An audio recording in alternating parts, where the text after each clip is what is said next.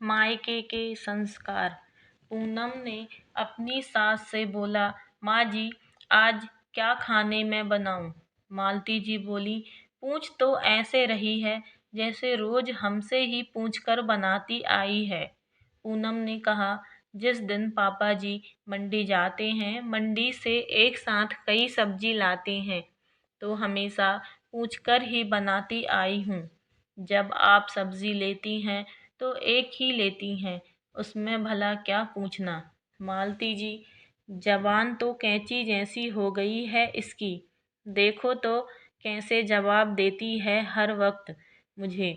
जैसे संस्कार दिए हैं मायके वालों ने, वैसे ही तो दिखाएगी यहाँ। ना खाना बनाना आता है, ना घर के काम, बस बहस करवा लो महारानी से।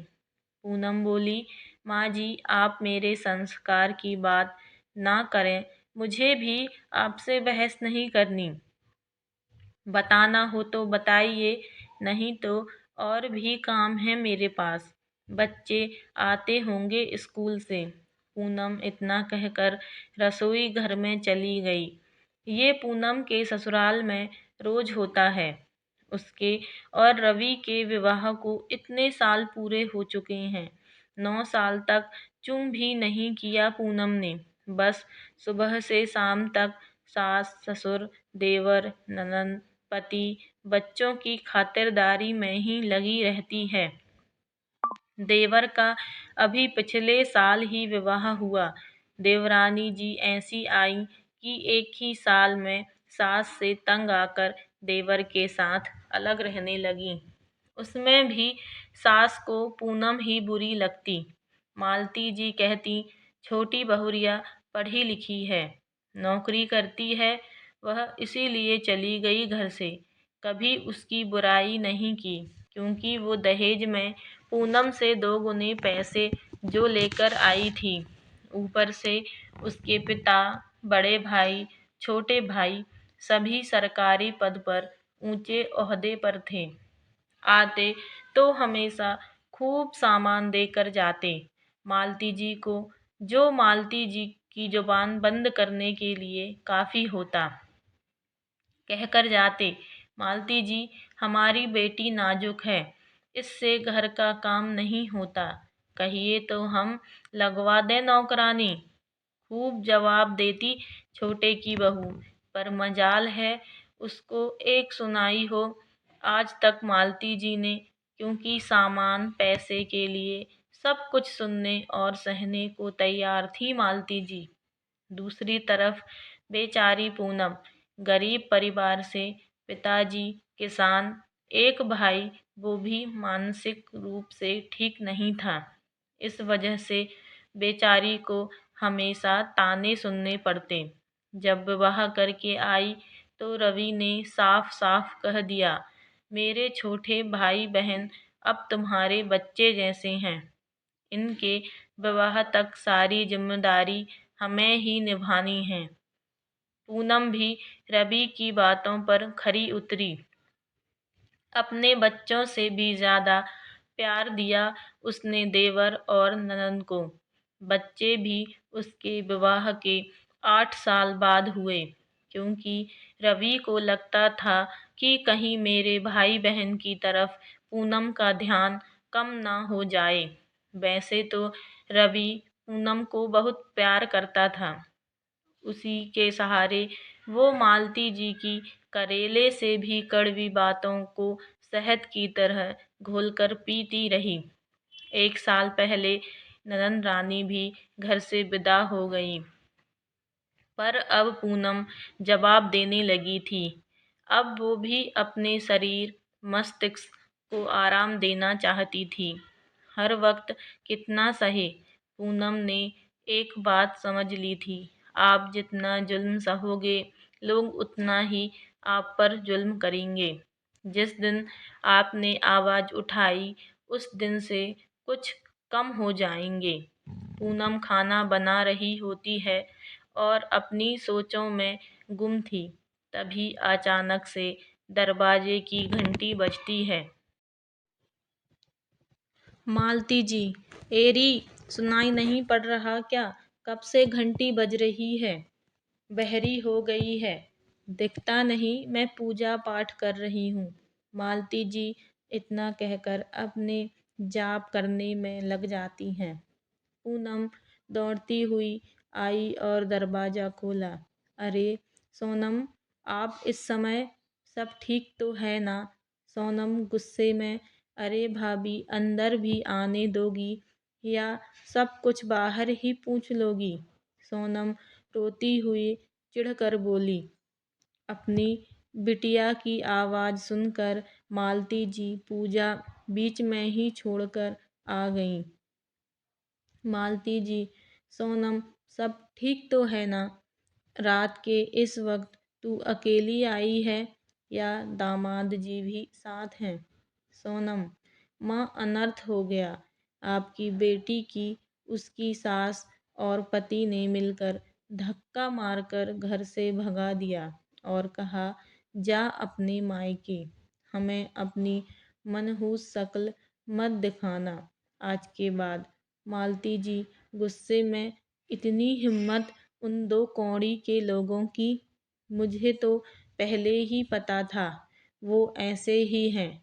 पर रवि के बापू कहाँ मानने को तैयार थे। कहते बहुत संस्कारी लोग हैं। दिख गए उनके संस्कार।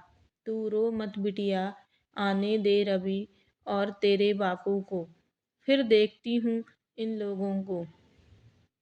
पूनम, माँ जी, किसी भी फैसले पर पहुँचने से पहले पहले सोनम से तो पूछ लीजिए कि बात क्या हुई है। सोनम, बताओ ना, क्या हुआ, क्या बात हुई है? जीजा जी तो काफ़ी सुलझे हुए और सरल स्वभाव के हैं। मुझे नहीं लगता कि वो बेवजह ही इस तरह बदतमीजी से बात करेंगे आपसे। मालती जी, हाँ हाँ, तुझे तो मेरी सोनम ही गलत लगेगी। जब से आई है बस हम माँ बेटी के ही पीछे पड़ी रहती है। पूनम, माँ जी, मैं तो बस सोनम से बात कर रही हूँ, आपसे नहीं। तो बेहतर है आप थोड़ा चुप रहें। तो बोलिए सोनम, क्या बात हुई है? सोनम फबक कर रोने लगी। भाभी, मेरी कोई गलती नहीं। आप ही बताइए, किटी पार्टी में जाना भला क्या बुराई है? आजकल सभी लेडीज़ जाती हैं किटी पार्टी में। मैंने बस इतना कहा, मैं किटी जा रही हूँ, मम्मी का खाना नौकरानी बना देगी, कोई ज़रूरत हो तो बता देना। आपके जीजाजी बरस पड़े। कहते, दिखता नहीं माँ की तबीयत कितनी खराब है। तुम्हारा ये रोज़ रोज़ का बाहर जाकर पैसा खर्च करना मुझे पसंद नहीं। अब आप ही बताइए, उनकी माँ तो हमेशा से ही बीमार रहती है, तो क्या मैं अपनी ज़िंदगी जीना छोड़ दूँ? बोलते हैं तुम जब से आई हो घर में नौकरानी का खर्चा, तुम्हारे अनाप शनाप खर्चे इतने हो गए हैं, मुझे छोटी की शादी भी करनी है। इन सब चीज़ों के लिए पैसे नहीं हैं मेरे पास। मुझे भी गुस्सा आ गया। मैंने भी कह दिया, भाभी कंगालों के घर शादी हुई है मेरी। मेरे तो कर्म फूट गए। एक बीमार औरत, एक कंजूस पति, एक कुंवारी नंदन के बीच पिस कर रह गई हूँ मैं ऐसे ही रहूँगी, नौकरी कर लूँगी, पर अपने शौक नहीं छोड़ूँगी। बस इसी बात पर इतना सुनाया मुझे। भाभी, मैं अपने स्वाभिमान के साथ और समझौता नहीं कर सकती। आखिर मेरा भी कोई आत्मसम्मान है। नौकरी करनी है तो अपने मायके जाकर करो। यहाँ मम्मी की सेवा करनी होगी। मैं आ गई इसीलिए।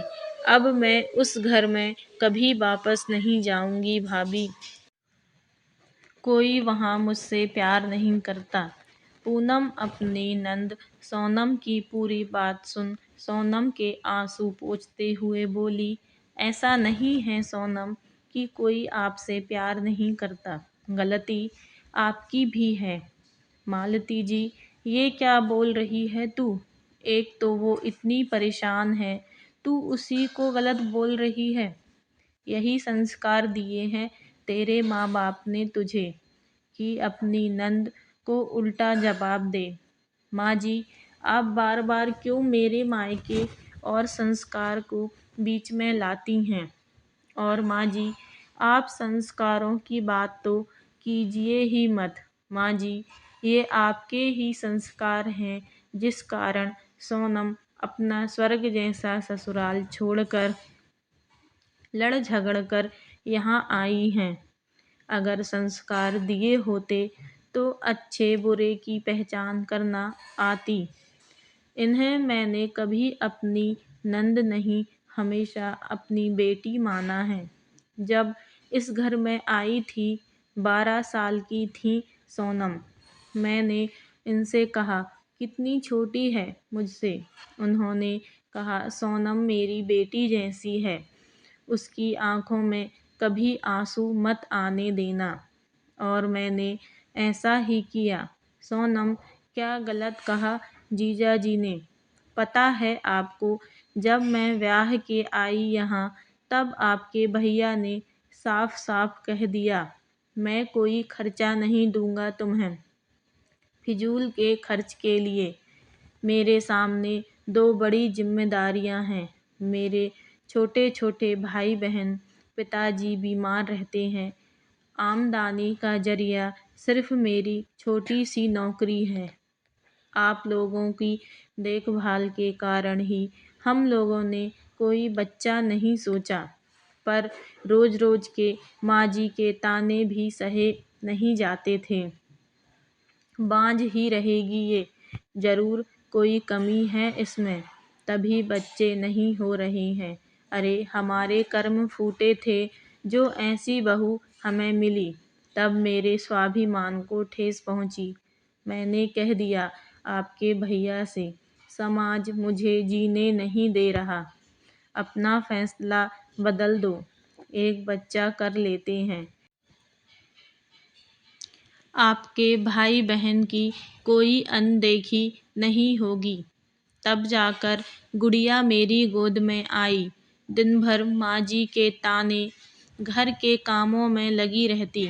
शायद ही कभी मैंने बाजार का रुख किया हो। मन मार कर रह जाती। अगर मैं भी आपकी तरह घर छोड़कर चली जाती तो क्या जो स्थिति इस घर की है वो होती, आप अच्छे से जानती होंगी। मैंने कभी आपको कुछ गलत नहीं समझाया, ना ही कभी प्यार में कोई कमी की। किस्मत वाली हैं आप जो जीजा जी के रूप में आपको बहुत ही समझदार और आपको बेइंतहा प्यार करने वाला पति मिला है। आप यहाँ झगड़ा करके तो आ गई, पर वहाँ जीजा जी का क्या हाल हो रहा है क्या आप जानती हैं? आपके घर से निकलते ही दौड़ते हुए आपके पीछे आए, पर तब तक आप गाड़ी से निकल चुकी थीं। बता रहे थे पूनम भाभी, सोनम शायद आपके पास आ रही है, बहुत गुस्से में है, उससे कुछ मत पूछिएगा, वैसे ही बहुत परेशान है। गलती मेरी है, अपनी प्यारी सी पत्नी की छोटी छोटी ख्वाहिशें भी पूरी नहीं कर पाता हूँ। बहुत असफल इंसान हूँ मैं। बस माँ को खाना खिलाकर दवाई देकर आता हूँ सोनम को लेने। सोनम, क्या भाभी, क्या आप सच कह रही हैं? उन्होंने आपको पहले ही बता दिया था। मेरी कोई बुराई, कोई गलती नहीं बताई, फिर आपने बताने में इतनी देर क्यों की? पूनम, मैं बस आपको समझाना चाहती थी कि रिश्ते ख़त्म करना बहुत आसान है, पर उन्हें सँजो कर रखना बहुत मुश्किल। तो क्या फैसला किया है आपने? कमरे में सामान रखवा दूँ आपका? आराम से यहीं रहिए, किटी पार्टी कीजिए, सोनम, क्यों शर्मिंदा कर रही हैं भाभी? मुझे अपनी गलती का एहसास हो गया है। मैं भी कितनी नासमझ हूँ, अपने पति को ही नहीं समझ पाई। आप नहीं होती तो शायद मैं अपने घमंड के आगे अपना सबसे अनमोल रिश्ता खो देती। थैंक यू सो मच भाभी, आप दुनिया की बेस्ट भाभी हो। पूनम, अरे बस बस दीदी, आपकी इसी मासूमियत भरी बातों से तो जीजा जी आपकी हर गलती नज़रअंदाज कर देते हैं। सोनम, अब कोई गलती नहीं करूँगी, आपकी तरह अपनी सारी जिम्मेदारियों को बाखूबी निभाऊंगी। पूनम, ये हुई ना बात, वो देखिए आपको कैसे निहार रहे हैं जीजाजी गेट पर खड़े खड़े। सोनम झेप गई। तब तक रवि और उसके पिताजी भी आ गए। पिताजी, अरे मालती, ये क्या हो रहा है? दामाद जी आए और तुरंत चल दिए। मालती जी, कुछ नहीं, बस आज कुछ रिश्ते पक्के हो चुके हैं। किसी के संस्कारों ने आज एक घर बर्बाद होने से बचा लिया। मालती जी आज पूनम को पूर्ण रूप से बहू मान चुकी थीं। दोनों सास बहू एक दूसरे से लिपटकर सालों के अपने रिश्ते को प्रेम रूपी माला में पिरो चुकी थीं। मालती जी के मुंह से बस इतना निकला, हे ऊपर वाले, मेरी पूनम जैसी बहू सबको देना। पूनम भी अपनी सास को निहारती रह गई। जिस प्यार के लिए वो बरसों से तरसती आई थी, आज वो उसकी झोली में था। पूनम ने नामुमकिन को मुमकिन कर दिया। आज पूनम बहुत खुश थी। अगर आपको हमारी कहानी पसंद आई हो तो प्लीज़ चैनल को ज़रूर से सब्सक्राइब करें और बेल आइकन को प्रेस करें, ताकि आपको ऐसे ही मज़ेदार कहानियाँ सुनने को मिलती रहें। और लाइक शेयर करना ना भूलें। धन्यवाद। राधे राधे।